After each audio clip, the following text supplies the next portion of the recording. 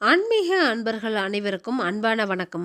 நாம நம்மளோட சேனல்ல ஆன்மீகம் சம்பந்தமான பல வீடியோ பதிவுகள் தாங்க பார்த்துக்கிட்டு இருக்கோம். அந்த வகையில நாம இன்னைக்கு எதை பத்தி தெரிஞ்சுக்க போறோம் அப்படின்னா, வரக்கூடிய ஜனவரி 13ஆம் தேதி வந்து பௌர்ணமிக்கு பிறகு இந்த மகர ராசிக்காரங்களுக்கு எந்த மாதிரியான பலன்கள் எல்லாம் கிடைக்க போகுதுன்னு தாங்க. அது மட்டும் இல்லாம இந்த மாதத்துல வரக்கூடிய பௌர்ணமியில நாம எந்த மாதிரியான வழிபாட்டு முறையும் விரதமும் இருக்கலாம்னு தொடர்ந்து பார்க்கலாங்க. அதோட இந்த பௌர்ணமி வந்து எவ்வளவு சிறப்பு வாய்ந்த இருக்கு அப்படின்னும் ஆறுதலை பத்தியும் ஷார்ட்டா சில விஷயங்களையும் பார்க்கலாங்க. ஸோ வீடியோ ரொம்பவே இன்ட்ரெஸ்ட் இருக்க போகுது. ஸ்கிப் பண்ணாமல் முழுசாக பார்த்து பயன்பெறுங்க. பொதுவாகவே பௌர்ணமி அப்படின்னு சொன்னாலே அது ரொம்பவே விசேஷமான நாளாக தாங்க இருக்குது. அதுவும் இந்த மாதத்தில் வரக்கூடிய பௌர்ணமி வந்து நமக்கு ரொம்பவே சிறப்பாக அமைஞ்சிருக்குதுங்க.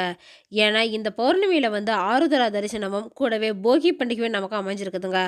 அதிலும் குறிப்பாக இது வந்து திங்கட்கிழமையில வருதுங்க. அதனால இதை வந்து சோமவார பௌர்ணமி அப்படின்னே சொல்லலாம்.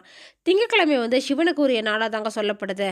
அன்னைக்கு வந்து பௌர்ணமி, ஆருத்ரா, போகி பண்டிகை, அது கூடவே மார்கழி மாதத்தோட நிறைவும் அன்னைக்கு தாங்க.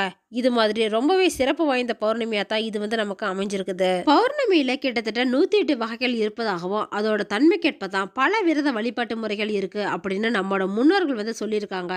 பௌர்ணமி நாளானது வந்து பகல்ல தொடங்கி இரவுல முடியுங்க. இல்லைன்னா பாதி பகல் பாதி இரவா வரும். அப்படியும் இல்லைன்னா இரவுல தொடங்கி பகல்ல முடியும். இப்படின்னு விதவிதமான பல வகையான பௌர்ணமியெல்லாம் இருக்குதுங்க. இந்த சமயத்துல வந்து பல்வேறு சிறப்பு நாளுமே பௌர்ணமி தினத்துல தாங்க வருது.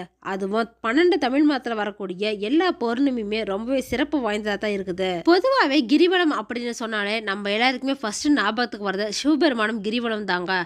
பௌர்ணமி தினத்துல பௌர்ணமி திதி ஆரம்பத்துல இருந்து முடியிற வரைக்குமே மக்கள் வந்து கிரிவலம் போயிட்டு தாங்க இருப்பாங்க. இது மாதிரி மாசம் மாசம் கிரிவலம் போறவங்களோட கஷ்டம், துன்பம், கடன், தீரா நோய், திருமண தடை, குழந்தை பாக்கியம் இப்படின்னு அவங்களுக்கு என்ன தேவையோ அதை நினைச்சு பிரார்த்தனை செஞ்சுக்கிட்டு தாங்க கிரிவல பாதையில நடக்கிறாங்க. இந்த பௌர்ணமி தினத்துல வந்து நடைபெற்றிய கிரிவலம் போய் ஈசனை வந்து நம்ம வணங்கணும் அப்படின்னா நாம நினைச்ச காரியம் எல்லாமே அப்படியே நடக்கும் அப்படின்னு சொல்லுவாங்க. இந்த கிரிவல பாதையில வந்து உள்ளூர் மக்கள் மட்டும் இல்லாம வெளியூர் வெளிநாட்டுல இருந்த மக்கள் கூட வந்துட்டு போறாங்க. இந்த கிரிவல பாதையில மக்கள் வந்து கிரிவலம் போறப்ப அவங்களோட நிறைக்குறைகளை சொல்லி சிவனை வந்து பிரார்த்தனை செஞ்சுக்கிட்டே தாங்க கிரிவலம் போறாங்க.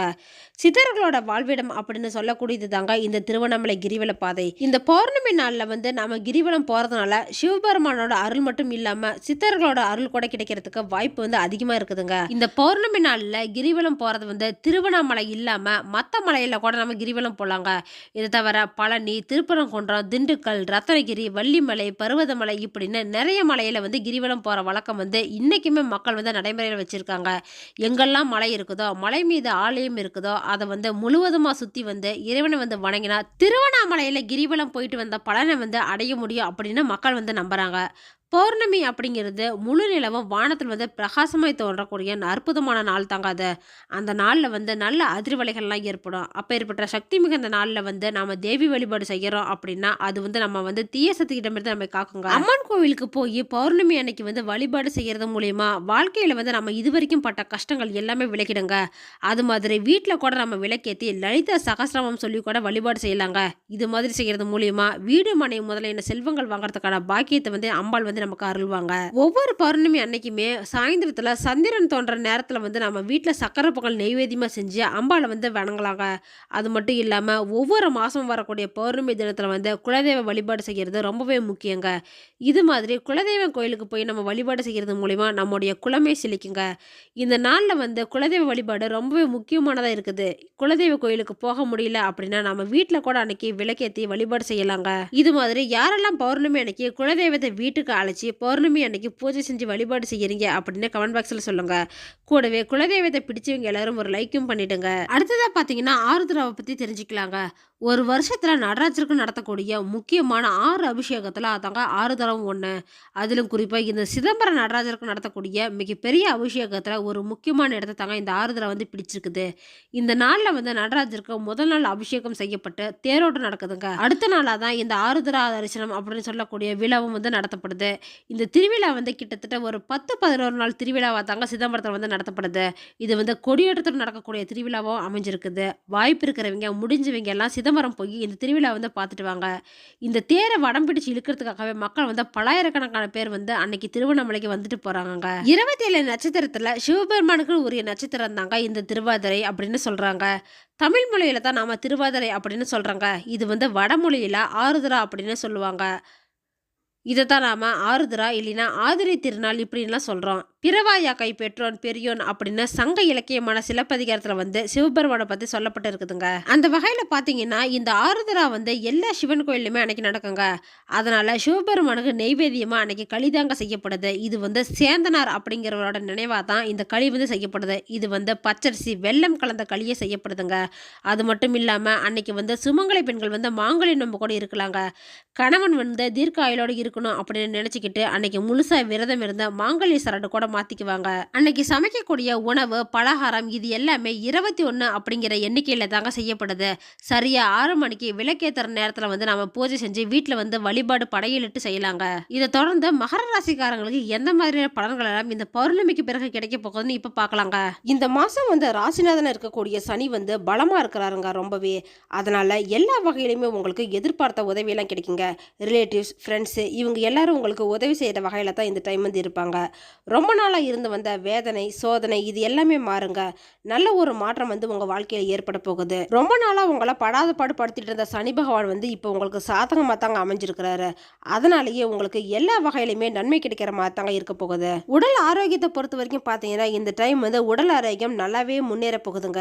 இது நாள் வரைக்கும் நீங்கள் ஏதாவது பிரச்சனையில இருக்கிறீங்க அப்படின்னா, ஏதாவது சின்ன சின்ன பிரச்சனை வந்துட்டு இருக்குது அப்படின்னாலுமே கூட அது எல்லாமே இப்போ சரியாகி நிலைமை வந்து மாறப்போகுதுங்க. அதனால உங்கள் உடலில் வந்து நல்ல ஒரு முன்னேற்றம் ஏற்பட போகுது. அரசாங்க ரீதியாக தடைப்பட்டு இருந்த காரியம் எல்லாமே இப்போ வந்து நீங்க போகுதுங்க. காரியங்கள் எல்லாமே வெற்றி அடையவும் போகுது. ஏதாவது இடம் வாங்கியிருக்கீங்க, ரெஜிஸ்ட்ரேஷன் பண்ணணும் அப்படின்னா கூட இப்போ வந்து அது உங்களுக்கு சாதகமான நிலையில இருக்குதுங்க. தொழில் வியாபாரத்தை பொறுத்த வரைக்கும் பார்த்தீங்கன்னா நல்ல ஒரு உயர்வெல்லாம் கிடைக்க போகுதுங்க. புதுசாக நீங்கள் தொழில் ஆரம்பிக்கணும் இல்லைன்னா விரிவுபடுத்துறீங்க அப்படின்னா அதெல்லாமே கூட இப்போ செய்யலாங்க. அதுக்கு வந்து சாதகமாக தான் அமைஞ்சிருக்குது. அது மட்டும் இல்லாமல் உங்ககிட்ட வேலை செய்கிற ஒர்க்கர்ஸ் மூலியமாக உங்களுக்கு காரிய அனுகூலம் எல்லாமே கிடைக்குங்க. அனுபவபூர்வமான அறிவெல்லாம் உங்களுக்கு கை கொடுக்கும். எல்லா தொழிலுமே உங்களுக்கு அனுபவம் இருக்கிறதுனால நீங்கள் எந்த ஒரு தொழில் ஆரம்பிக்கிறீங்க அப்படின்னாலும் அதில் வந்து வெற்றி தாங்க கிடைக்க போகுது. உத்தியோக ரீதியாக பார்த்தீங்கன்னா வேலை வந்து உங்களுக்கு எளிதாக செஞ்சு முடிச்சிருவீங்க. செயல்திறன் வந்து உங்களுக்கு அதிகமாகுங்க. அது மட்டும் இல்லாமல் உங்களுக்கு கொடுக்கக்கூடிய வேலையை வந்து நீங்கள் கரெக்ட் டைமுக்கு செஞ்சு முடிக்கிறது மூலியமா இன்க்ரிமெண்ட், பதவி உயர்வு இது எல்லாமே கிடைக்குங்க. குடும்ப நிலையை பொறுத்த வரைக்கும் பார்த்தீங்கன்னா குடும்பத்தில் வந்து இருக்கிறவங்க ஏதாவது குறை சொல்லிக்கிட்டு தாங்க இருப்பாங்க. அதெல்லாமே நீங்கள் சமாளிச்சு பொறுமையாக இருங்க. கணவன் மனைவி 2 பேரும் ஒருத்தருக்கு ஒருத்தர் புரிஞ்சுக்கிட்டு செயல்பட்டீங்கன்னா நன்மையாக கிடைக்குங்க. அது மட்டும் இல்லாமல் எந்த ஒரு பிரச்சனையாக இருந்தாலும் உங்கள் 2 பேர்த்துக்குள்ளே இருக்கிற பாண்டிங் நல்லா இருந்ததுன்னா அதுவே போதுங்க. எந்த பிரச்சனையாக இருந்தாலும் நீங்களே சமாளிச்சிடுவீங்க. உங்கள் பிள்ளைங்களுக்கு ஃபியூச்சரில் என்ன தேவையோ அதுக்கு தேவையான எல்லாத்தையுமே நீங்கள் அவங்களுக்கு செஞ்சு கொடுப்பீங்க. கூடவே வீட்டுக்கு தேவையான பொருளையும் வாங்கி வச்சுக்குவீங்க. இதுவே இந்த மகர ராசிக்காரங்க வந்து பெண்கள் இருக்கக்கூடிய பட்சத்தில் உங்களுக்கு வந்து புத்தி சாதுரியம் வந்து அதிகமாகுங்க. அதனாலேயே எந்த ஒரு காரியம் நீங்கள் செய்யறீங்க அப்படின்னாலும் ஒரு தடவைக்கு 2 தடவை யோசிச்சு கரெக்டாகவே செஞ்சு முடிச்சிருவீங்க. வேலைக்கு போகிற பெண்களாக இருந்தீங்கன்னா வண்டி வாகனத்தில் போகிறப்ப கொஞ்சம் கவனமாக இருந்துக்கோங்க. சீட் பெல்ட் போட்டுக்கோங்க, ஹெல்மெட் போட்டுக்கோங்க. இது மாதிரி நீங்கள் பாதுகாப்பாக போகிறது தாங்க நல்லது. உங்கள் பொருட்களையுமே நீங்கள் கொஞ்சம் கவனமாக பார்த்துக்கிறது தாங்க நல்லது. கலைத்துறையினராக இருக்கிற பட்சத்தில் வந்து திடீர்னு கோபம்லாம் வரலாங்க. நிதானமாக இருந்து யோசிச்சு பொறுமையாக எதாக இருந்தாலும் செய்யுங்க. புத்தி சாதுரியத்தால் எல்லாத்தையுமே சமாளிக்கிற அளவுக்கு உங்களுக்கு திறமை வந்து அதிகமாகுங்க. எந்த ஒரு விஷயமா இருந்தாலும் அது தள்ளி போடாமல் கரெக்டாக உடனே செஞ்சு முடிக்கிறது நல்லதுங்க. தெளிவான சிந்தனை வந்து அதிகமாகுங்க. அதனால எந்த காரியம் செய்யறீங்க அப்படின்னாலும் அதுக்கு வந்து முன்னேசனை செஞ்சு அதுக்கப்புறமா தான் நீங்கள் அதுலேருந்து வெற்றியும் அடைவீங்க.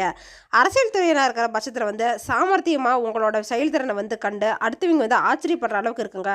முக்கிய நபர்கள், அந்தஸ்து இது எல்லாமே உங்களுக்கு நட்பு கிடைக்க போகுதுங்க. இந்த மகர ராசிக்காரங்க ஸ்டூடெண்டாக இருக்கிற பட்சத்தில் வந்து இது நாள் வரைக்கும் இருந்து வந்த தடைகள் எல்லாமே நீங்க நல்ல ஒரு வெற்றி கிடைக்க போகுதுங்க. உங்களோட திறமை எல்லாமே வெளிவர போகுது. டீச்சர்ஸ் கூட உங்களுக்கு நல்ல ஒரு உறவு வந்து ஏற்பட போகுதுங்க. பெற்றோர்களோட ஆதரவும் உங்களுக்கு கிடைக்கும்.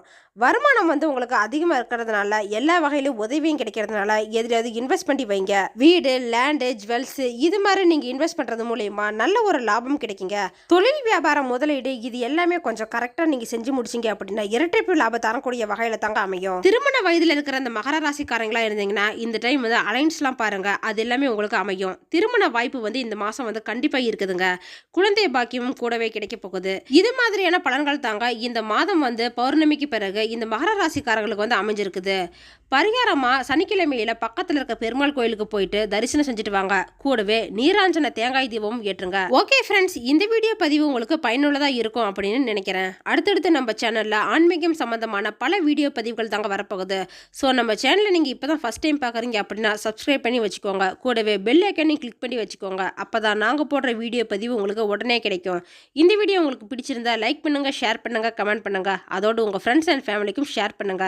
அவங்களும் இந்த வீடியோ பதிவை பார்த்து பயன்பெறட்டும். மற்றொரு ஆன்மீக தகவல் வீடியோவோடு உங்களை சந்திக்கிறேன். ஆன்மீக அன்பர்களான உங்களுக்கு நன்றியும் வணக்கமும்.